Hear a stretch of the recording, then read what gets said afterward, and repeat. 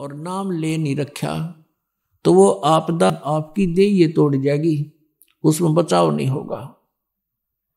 बचाव करने के लिए हमने कुछ करना पड़ता है, और वो परमात्मा जिसकी शरण में आप कभी रहे हो और पार हुए नहीं, और फिर आप दोबारा भटक रहे हो, तो फिर उस मालिक को पता होता है। कहता है जो जन मेरी शरण है ताका हूं मैं दास, और गैल गैल लाग्या फिरूं जब लग धरती आकाश। अब जैसे हम कबीर परमात्मा की शरण में नहीं थे, हम अपनी तरफ से तो नहीं थे शरण में, लेकिन हम पहले से ही इनके संबंधी थे। कई बार ऐसी जबरदस्त दुर्घटनाओं से बाल बाल हमें बचाया है। एक बार नहीं कई बार ऐसी घटनाएं कई प्रकार की, तो हम ये सोचा करते ये ब्रह्मा विष्णु जी और शिव जी या श्याम जी ने रक्षा कर दी। कहते नहीं, हम इनकी भक्ति करते थे इसलिए इन्होंने हमारी रक्षा की नहीं। जैसे एक टटीरी पक्षी था, महाभारत के अंदर एक प्रकरण आता है, महाभारत ग्रंथ में लिखा है कि महाभारत का युद्ध होने को जा रहा था, आमने सामने सेनाएं खड़ी थी। उस कुरुक्षेत्र के मैदान में कुछ दिन पहले युद्ध में सेनाएं इकट्ठी होने से पहले एक टटीरी नामक पक्षी ने, उस मादा पक्षी ने अंडे उत्पन्न कर दिए उस कुरुक्षेत्र के मैदान में। और जब देखा चारों तरफ से सेना इकट्ठी होगी, तब उसने जान लिया कि तेरे बच्चे मरेंगे, तेरे अंडों का नाश होगा। उसने भगवान से प्रार्थना की। अब टटीरी ना तो राम की पूजा करे थी, ना वह श्री कृष्ण की, ना गॉड की, ना अल्लाह की। अब उसका कोई इष्ट देव नहीं था, लेकिन आत्मा की पुकार करी उसने।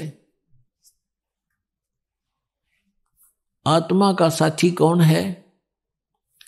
एक परम अक्षर ब्रह्म है, क्योंकि हम उससे उत्पन्न हैं, और वो मदद उसी की करता है जिसके पिछले जन्म का कोई संस्कार होता है।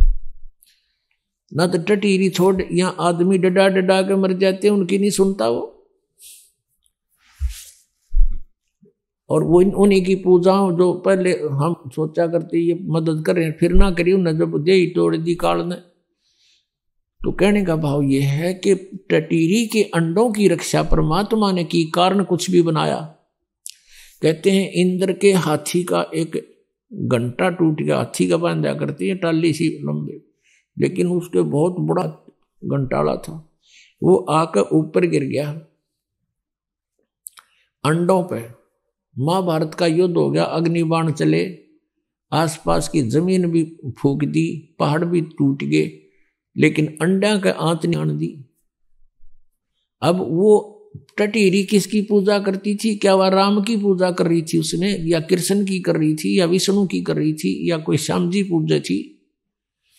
और उसकी रक्षा की वो किसने की? उस पूर्व संस्कार से। जैसे गीता जी अध्याय नंबर 15 के श्लोक नंबर 16 और 17 में 3 भगवान बताए, एक सरपुरुष, एक अक्षर पुरुष। सरपुरुष अक्षर पुरुष ये कोई भी आपके प्रारब्ध में परिवर्तन नहीं कर सकते, ये स्वयं भी नाशवान है, इनके अंतर्गत जितने प्राणी हैं वो भी नाशवान है। 17वें श्लोक में कहा कि उत्तम पुरुष है तू अन्य परमात्मा इति उदाहरत है, ये लोग तरम आविश्य विवर्ती अवैश्वर है।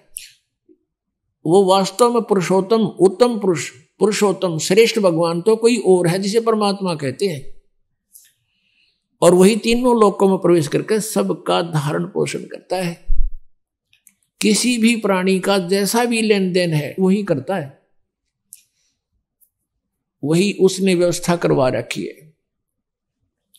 और विशेष परिस्थितियों में वो अपनी प्यारी आत्मा के लिए स्वयं भी कहता, सो छल सीधर मैं करूं अपने जन के काज। अपने आत्मा ये इतने दयालु हैं हमारे साथ, फिर भी भटकते रहते हैं, हम तो यहीं रह जाते हैं मूर्खता से।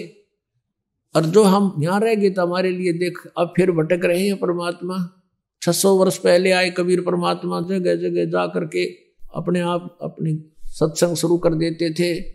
पुण्यात्मा उनके विचार सुनने बैठ जाते थे, उनको फिर चार्ज करके परमात्मा सहश्री आए थे, सहश्री चले गए। उसके अतिरिक्त भी वो जब चाहे जब प्रकट